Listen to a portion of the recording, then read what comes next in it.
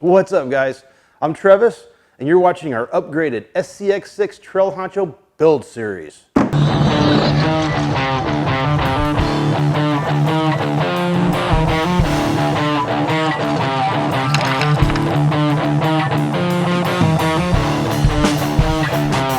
on! Come on!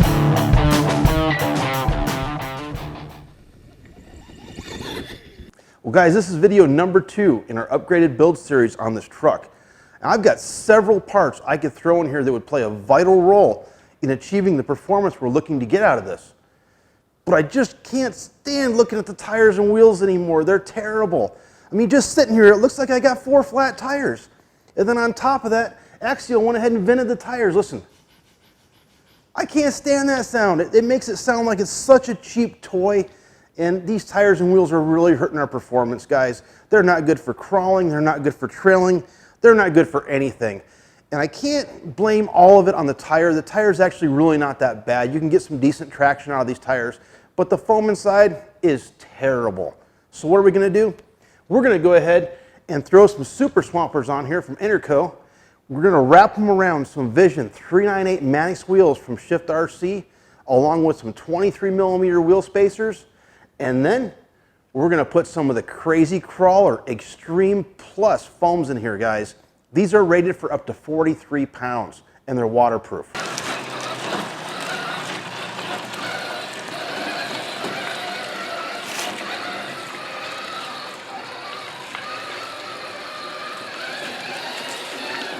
I don't know whose idea it was to put these hubcaps on here, but they ain't helping the performance any, and they ain't going back on.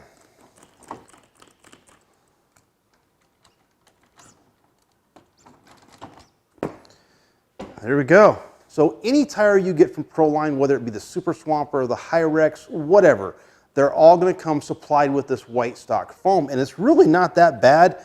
I mean, if you compare the density levels of this compared to the crappy foam, it's quite a bit better.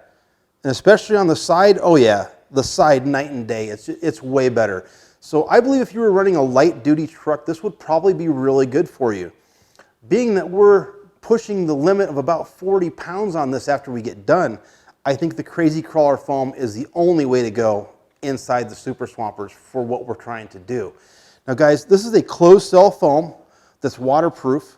Because it's closed cell, there is going to be no comparison between these here as far as the side healing goes. These are going to be awesome for that. I know what you guys are thinking. Well, it's a single stage foam. It doesn't have anything soft on the top to get the traction on the rocks. Guys, this is a laser cut design which is unique and ingenious. A guy named Michael J. Ruckert out of Germany is the one that created these. And he's not just a businessman, he's a crawler as well. He won the 2018 Class 1 Championship in Australia, and that's where all of this laser cut design started from. He wanted to be able to provide the perfect foam for being able to crawl and win championships. So what I was trying to say here about this design on top, see how you've got the point in the center along with the groove on either side, just like a gear? So what happens is when you get to them rocks, the center foam is going to go ahead and smash to the left or to the right because it's got this open groove here. That's what's going to give you the traction. So it's really an ingenious design, and I think these are going to be great. Now these come in all different sizes and different density levels. Okay, so your Crazy Crawler foams come 2 to a package, as well as the whole sticker sheet here in different sizes, so you can put them anywhere on any rig and they'll fit great. Now these foams are 1/6 scale, 2.9 Xtreme Plus Crazy Crawler laser cut foams, measuring out at 6.61 inches by 2.36 inches. And these are also Recon 66 certified. Now we're going to go ahead and put them inside of our Interco Super Swampers here, and then we're going to go ahead and wrap those around our Vision wheels here. These are the 398 Manix 2.9s from Shift RC. To make all this work, we're going to have to also run with some 23mm wheel spacers here from Shift RC as well. And one of the things I wanted to point out that I didn't point out before, guys, these Super Swampers are just a little bit wider than the stock Falcon Wild Peaks here. I don't know if you can see that or not, but there is quite a bit of a difference there. And then as far as the height goes, it looks like they're the same size, but once you put these tires on the truck and it weighs it down, it looks like they're quite a bit smaller. And there is no comparison whatsoever. Even when you take the Proline stock foam and compare it here, there is no comparison whatsoever. So let's go ahead and I'll show you how to get these foams inside these tires, and then we'll get them mounted up on the truck.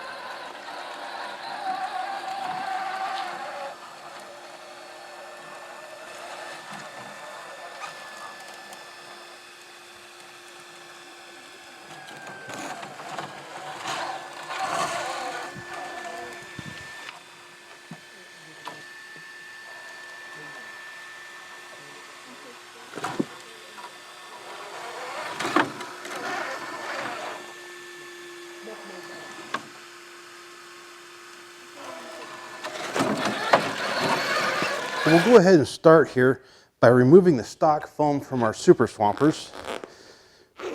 Get this white stock foam out of here. There we go. Now we're ready to put this in. Guys, this is a little bit of a challenge to put in. I did watch a video from the manufacturer and they said you could go ahead and wet the foam or wet the inside of the tire to make this easier. I did not do that. The best way for me was just to go ahead and fold it in half like this and then just shove it in there. And it does take a little bit of work, guys. It's not something that's super simple to do, but if you take your time and work all the way around here, you can get them in there. Just go ahead and keep working, and once you get the one side in, just keep pulling the tire over both sides and make sure on the other side your foam is inside the tire and not sticking out. And then just work it. Just work the sides from left to right until you get it in there. I mean, it's not that easy, but it's also not undoable either. So go ahead and roll it back and forth, whatever you got to do to get that foam to rest in there so that it's centered just perfect. And once again, you can see what I'm talking about. When you look on the inside of the tire here, you can see the rubber piece, how the lip is sticking up over the foam just a little bit. You want to make sure that's the same on both sides, or you're going to have that wobble when you're going down the road. Well, after you get the foam perfectly centered in the tire, then we can go ahead and put our wheel in.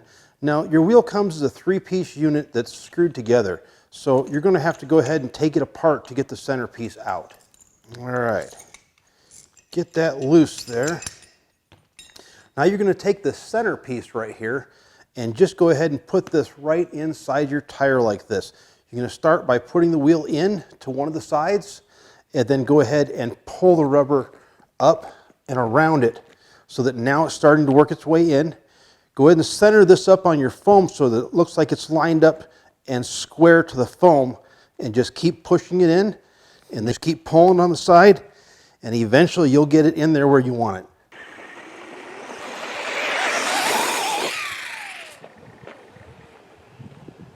And take your time once again and make sure this is perfectly centered, guys.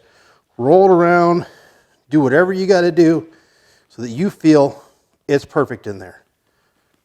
Now we can go ahead and put the outer parts of our wheel here. We're going to start with the front face and go ahead and look at your tire here and see which side you want to put it on. Sometimes they've got an orange dot that will represent the G8 compound, or there's other things on here you may not want to see on the outside. So pick the side that you want it on and then go ahead and drop the outer part here in.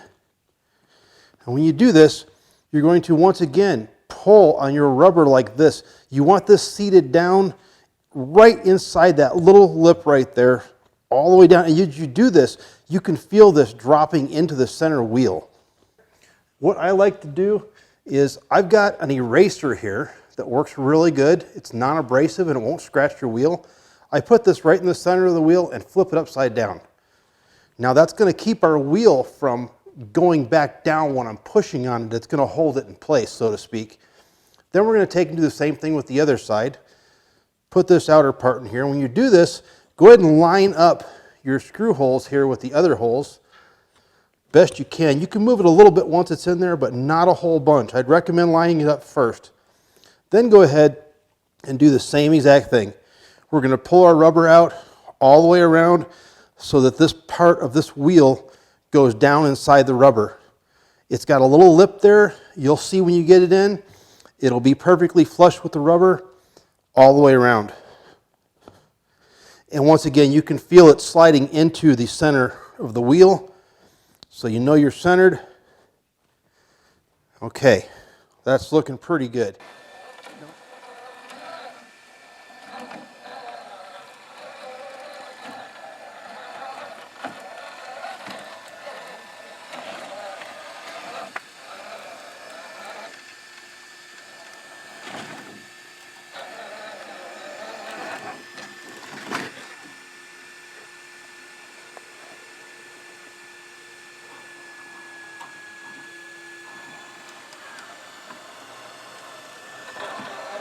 I've got a little trick. I went ahead and took some little bit longer Allens, not much, just a little bit longer here out of my kit.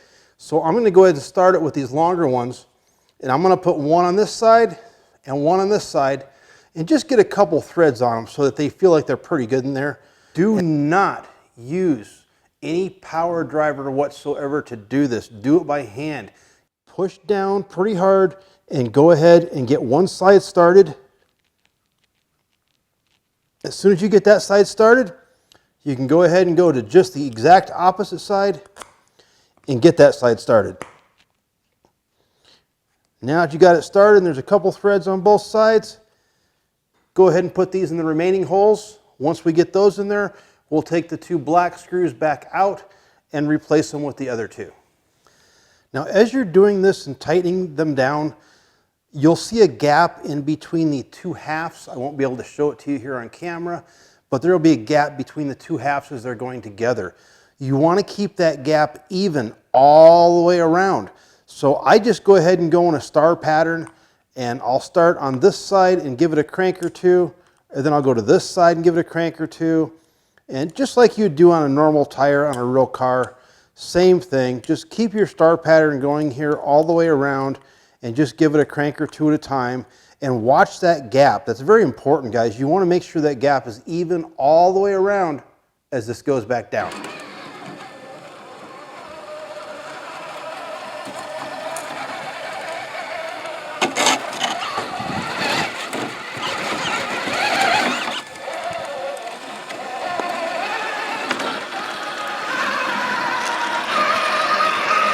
Now, you don't want to strip this out, but you do want it pretty darn tight.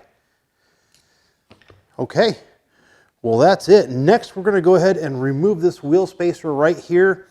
I tried to mount these up on the SCX6 with the stock axles and everything, and right here, this part of the inner side of the wheel will rub on your steering knuckle. So your steering knuckle is going to end up taking this anodized aluminum off here, and it's also going to put a groove in that plastic steering knuckle. So that's why we had to go with a little bit bigger spacer. Here are the two. The stock one that the Vision wheel comes with is 17 millimeters tall. We had to go with a 23 millimeter tall one so that it would clear the steering knuckle. And when you're putting your bolts in your wheel spacer, do exactly the same thing. Go ahead and do the star pattern and go side to side, back and forth, so you tighten these down evenly. Don't tighten any of them down until you have all of your bolts in here. Now, this is something that most people wouldn't tell you to do, but I checked it for the hell of it, and a lot of them were loose. These outer bolts right here that hold your ring on will just go all the way around and tighten them up. All right, guys, it took me about 45 minutes to wrestle these Crazy Crawler foams into these 4 Super Swamper tires, but it was worth it. I mean, it turned out great. I think it looks really good. I wasn't sure how the purple would match up with the tan here, but it seems like it's going to work out pretty good.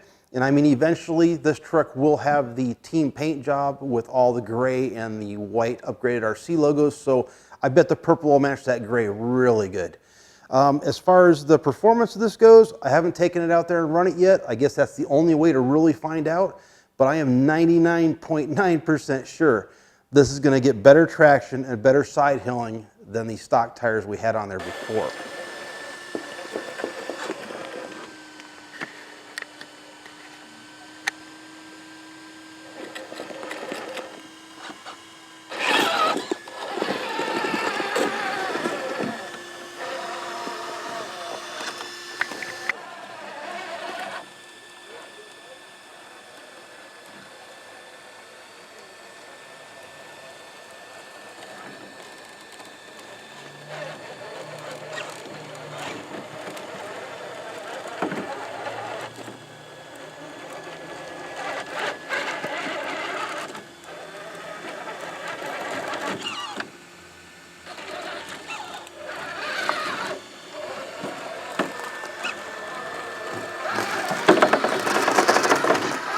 Let me see. Other than that, guys, the weight. All you guys that are interested in the weight on these, I told you I'd weigh everything. My scale here will only weigh up to 1 pound, so I went into the bathroom and used my bathroom scale. You guys will just have to trust me. But each one of these, the tire, the wheel, the foam, and the wheel spacer, they each came out to a ½ pound heavier than stock. So we've gained 2 pounds over stock by doing this today. So as of right now, our ongoing total for video 1 and video 2 are 2 pounds, 11.15 ounces. So we were about 2 3/4 pounds heavier than stock. Now, I'm good with that. I know this is going to have a lot more weight by the time we're done, but the performance we're getting out of this is good to go, guys. Now, besides that, just like always, guys, all the parts I used here in this video will be in a link in the description, so you guys can go check it out. You can order it directly from there. You can see how much it costs and anything else you want to know about these items. That's it, guys. Looks like it's kind of a nice day out here. We had some snow yesterday. It might be a little bit muddy, but I'm going to try to get out there and get a little bit of video for you guys, and I will let you know in the next video what I think of these foams and these tires and wheels. Until then, guys, I'm Travis. You're watching Upgraded RC. Peace out.